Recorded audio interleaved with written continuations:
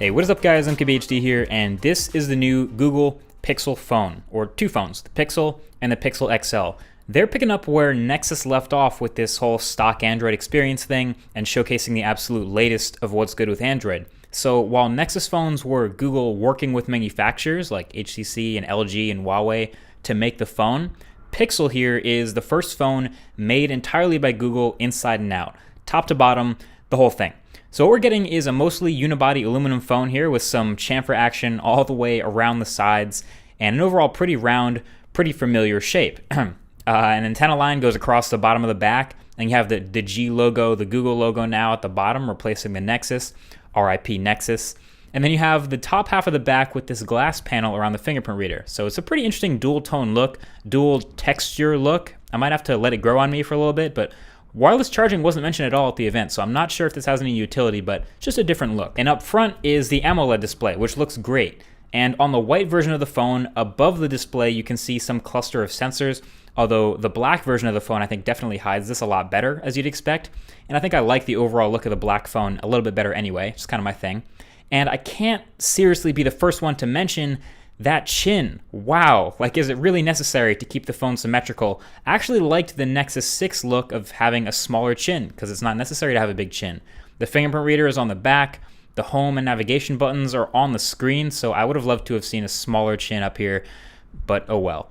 So the only difference between the Pixel and Pixel XL is the size, the display size up front, and the battery size.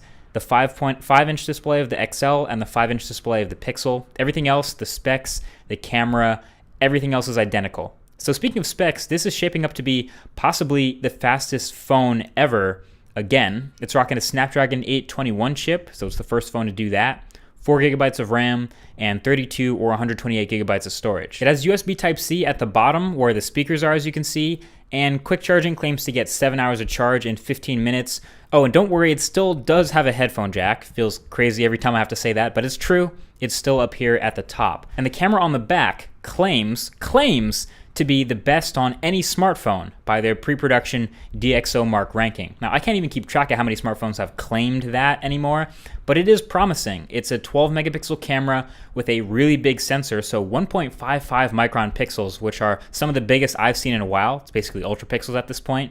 F2.0 aperture, 4K video, and that LED flash. And with the software optimization, they're saying there's basically zero shutter lag, so you can take photos super quickly. So that's definitely something I got to test more when I get it. The few photos I did take in this environment, they look decent, but this is like the worst lighting possible, so I'll have to get out and test that for the full review for sure. And yeah, this is all launching with Android 7.1 on board. So it looks like it'll be the first and only phone right out the box to get that. And playing with it, I found it pretty nice. Now the round icons and the couple new UI tweaks, I can get used to that. I mean, at least all the icons are the same size now. But the rest of Android 7.1 is a bunch of new features and little additions to 7.0. The main one of those being the Google Assistant. Now, Google Assistant isn't new. It was in Google's Allo app. You can use that already. But now they've built it into the OS itself. So it's replacing what was essentially Google Now on tap, where that used to be. So now anywhere in any app, on any screen, you can long press the home button to get the little pop-up for Google Assistant. And for there, you can ask it a question, you can ask it about people, places, things, ask it to remind you something, or start playing music, Chromecast, whatever. It's your assistant. It does all that stuff. Now, you can still get the Google Now on Tap features by swiping, so if you still want that awesome screen recognition stuff, you can long press on the screen and swipe up, and you'll have the Now on Tap features. But yeah, the Assistant and all its machine learning awesomeness is a major new feature, a major point for Android 7.1. And the rest of the things I noticed were pretty little. Like in the settings, there's a new tab over to the right called Support, where you have direct links to calling or video chatting with tech support. The new home button animation, you saw it when I long pressed it, but there's this new fancy animation every time you regular press home, and it's quick, but it's nice. You can't really miss it. And this new animated lock screen thing, check this out. Look at the canyon picture when I unlock it. See it moving? Like, that's crazy. That has to be new, right? Or at least the images built in for the support are super good looking now. But anyway, that's what's good. The first impressions for me right off the bat with the Pixel phone and with the Pixel launcher are a bit of a mixed bag for sure. Of the three new colors, I would say the black one is my favorite, not a surprise. But not gonna lie, that blue is actually pretty good looking in certain light.